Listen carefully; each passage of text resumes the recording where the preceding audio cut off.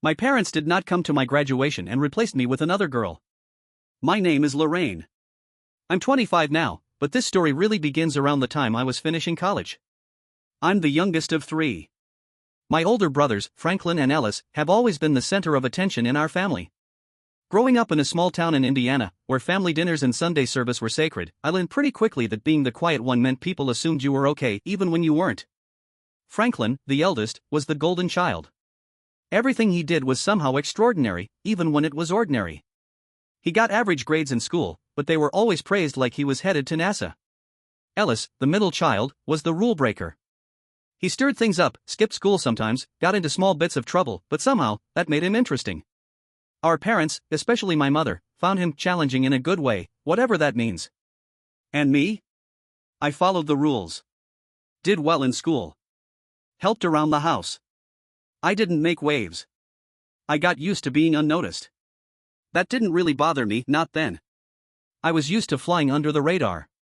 I didn't need confetti every time I passed a test. But I always hoped that when the big moments came, really big ones, they'd show up. That they'd see me. So, when my college graduation came around, I thought this was going to be my moment. I had worked so hard to get there.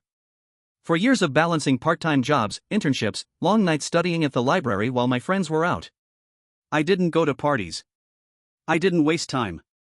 I studied art history, something I cared about deeply, even though my parents never really understood it.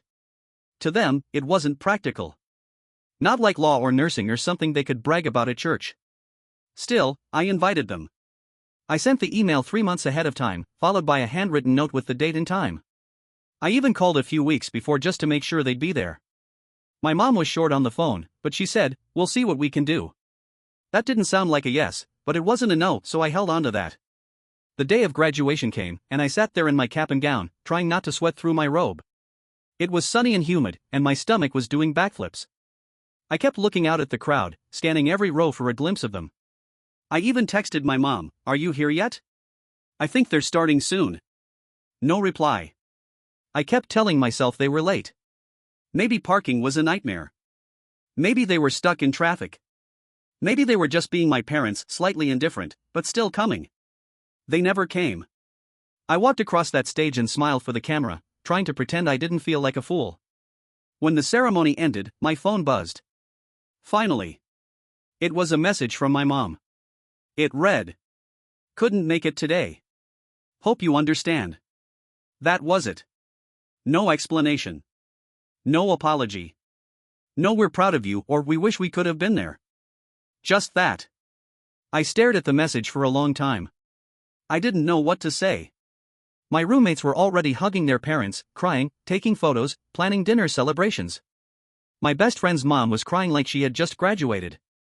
It all felt so warm. So full. I felt empty. I sent a reply, "What happened? Is everything okay?" No response. Hours passed. Nothing. Eventually, my dad texted. "We just didn't think it was the right time. We'll talk later." That line haunted me. Didn't think it was the right time? The right time for what? Supporting their daughter? Being present for one of the most important days of her life? I waited for a phone call. I waited for them to explain. But they didn't. Over the next few days, I kept trying. I called, left voicemails, sent messages that were read but never answered. A week passed. Then 2. And eventually, my number was blocked. I couldn't believe it. I hadn't done anything wrong, at least not that I knew of.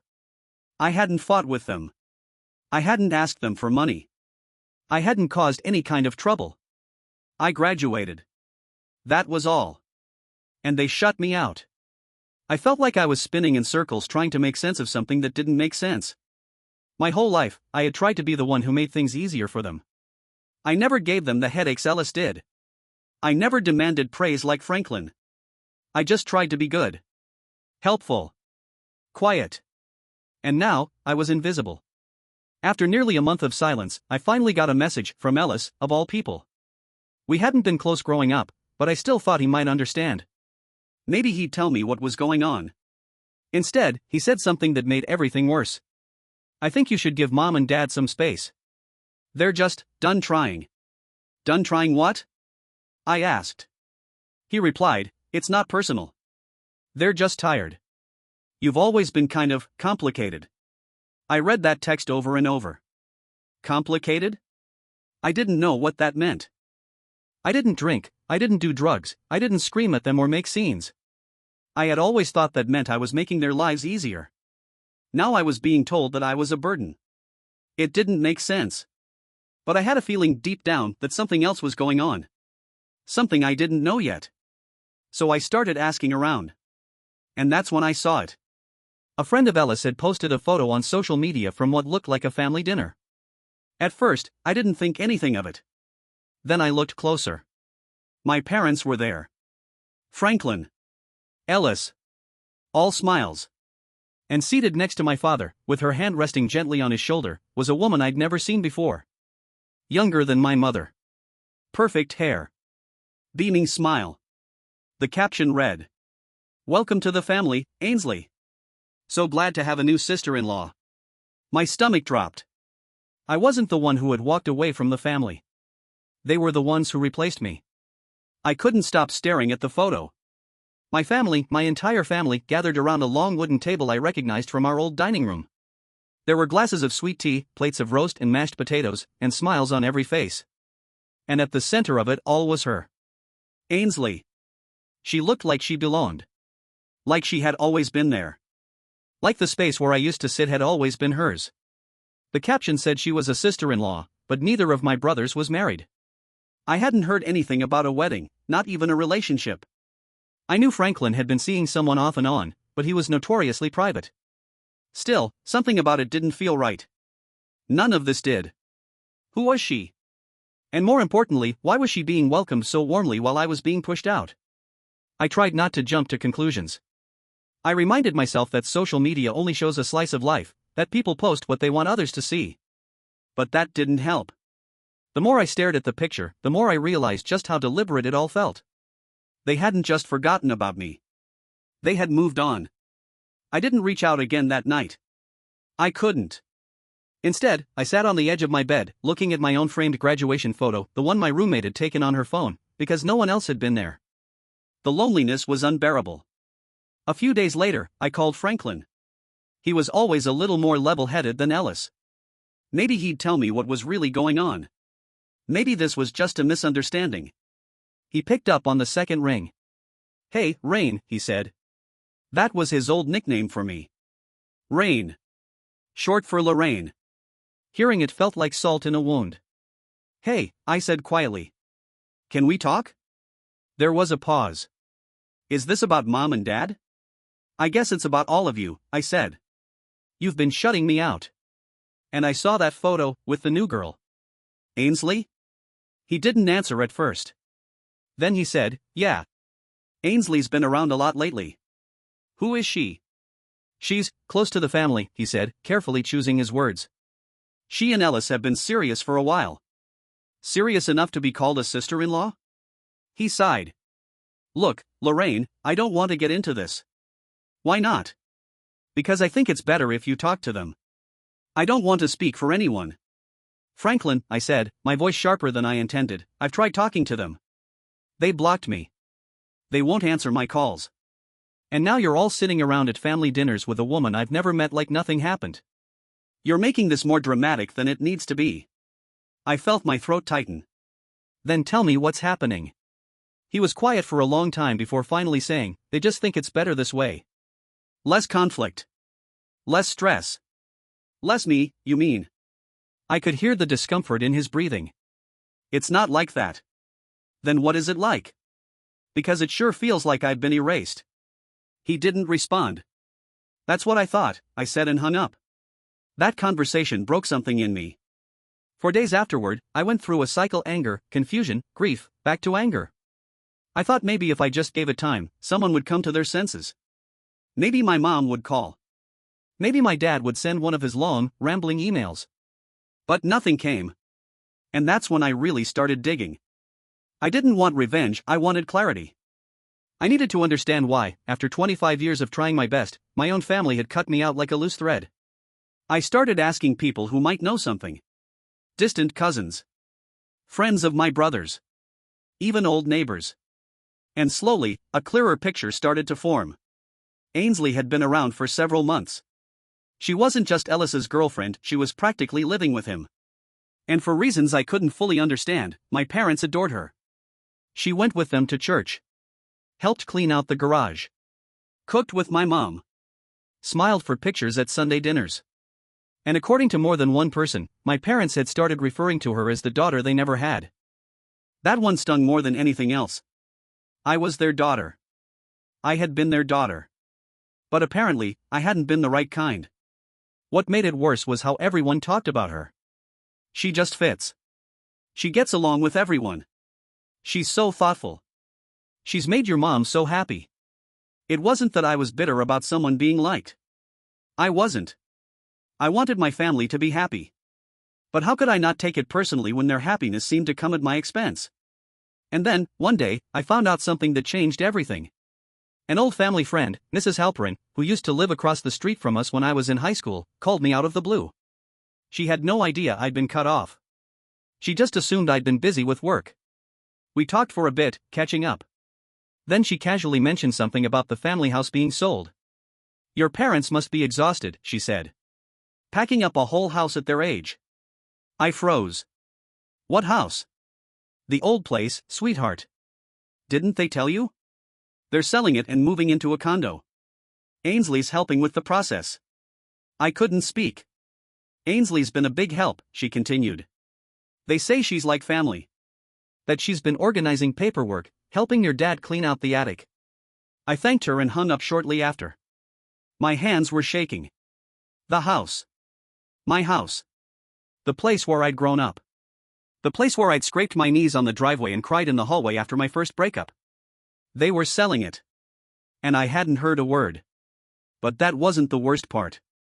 As I kept pressing and asking, I found out something else. The proceeds of the sale weren't being divided.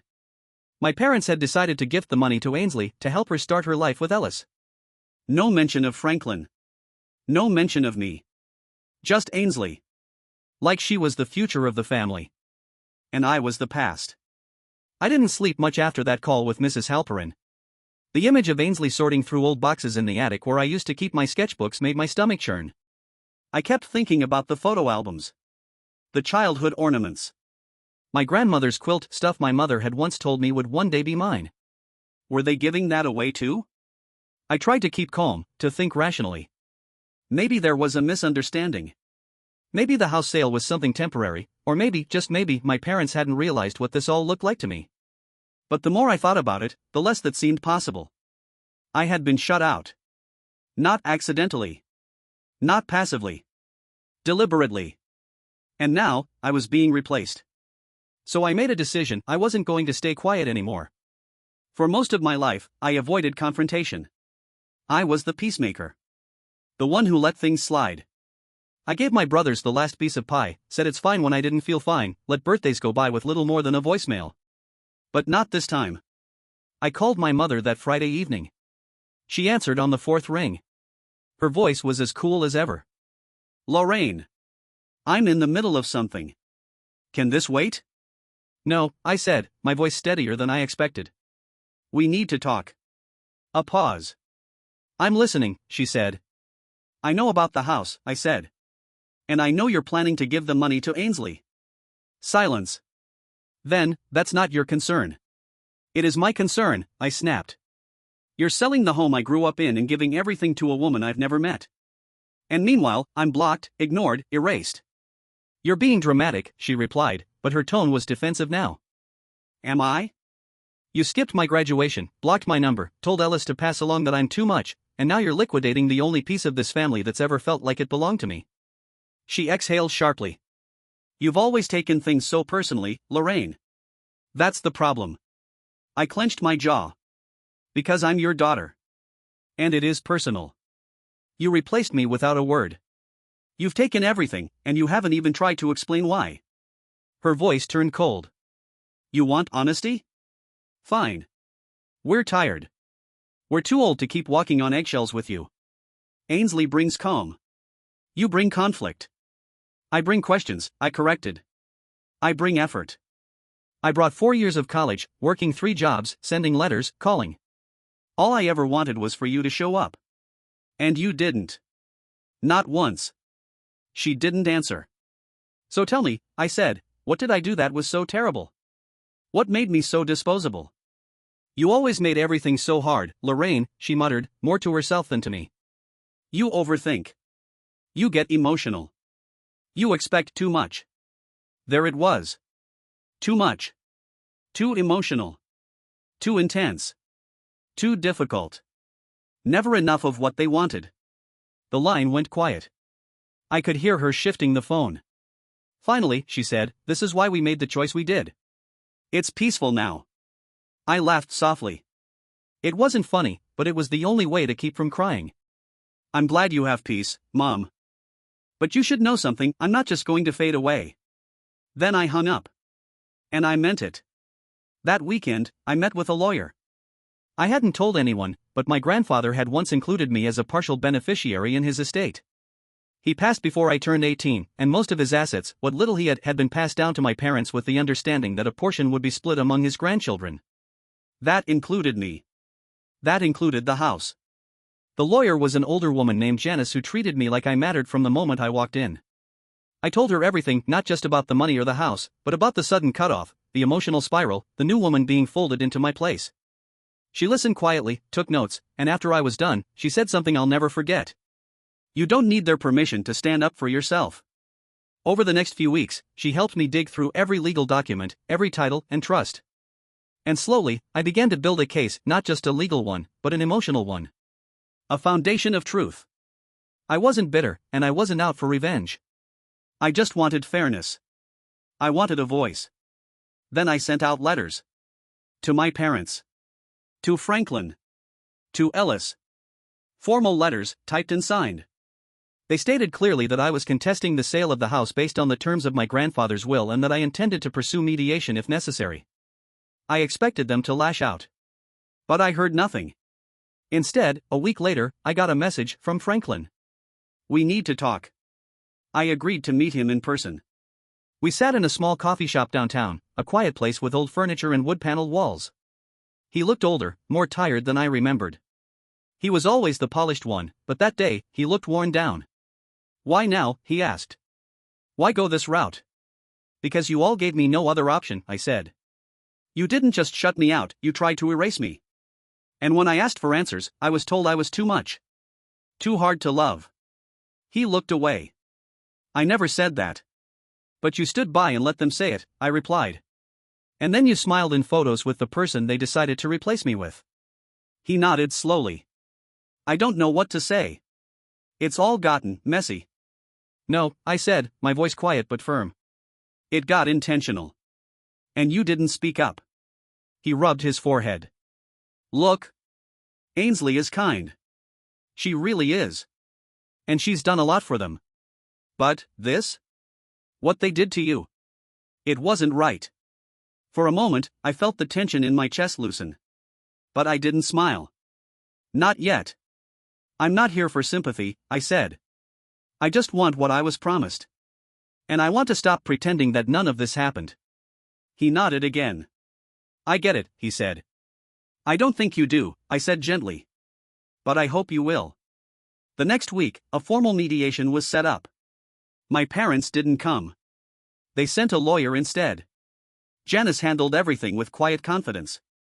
The other attorney was polite but dismissive, acting like my concerns were nothing more than a paperwork error. But the truth was written into the trust documents, and they couldn't ignore it. They had tried to give away what wasn't fully theirs to give. The sale was put on hold.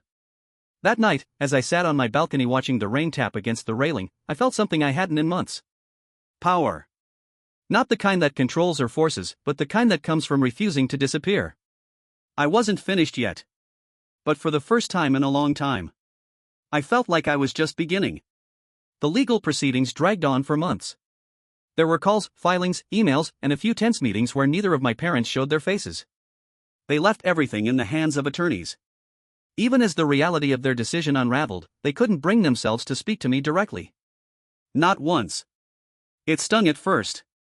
Every unopened message. Every silent holiday. every day that passed without an apology. But slowly, something inside me began to shift. The anger and disbelief gave way to something I didn't expect.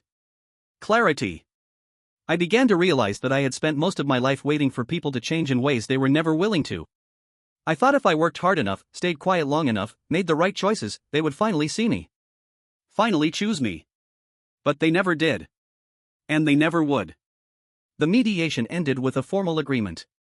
I would receive a portion of the home's equity, based on my grandfather's will. The house would still be sold, but the proceeds were to be fairly divided, despite my parents' initial plans. Ainsley would get nothing from the sale, not because of any personal vendetta, but because, legally, she had no rightful claim. And that mattered to me. Not because of the money.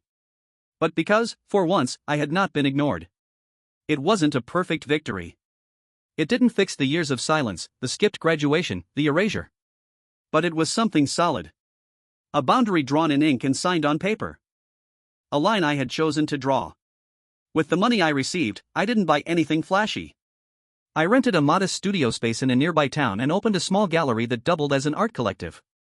It was quiet, cozy, and full of natural light. I named it Frame and Field, a nod to the structure I had created for myself, and the openness I was still learning to embrace. Some days were slow. Some months, I wondered if I had made the right choice.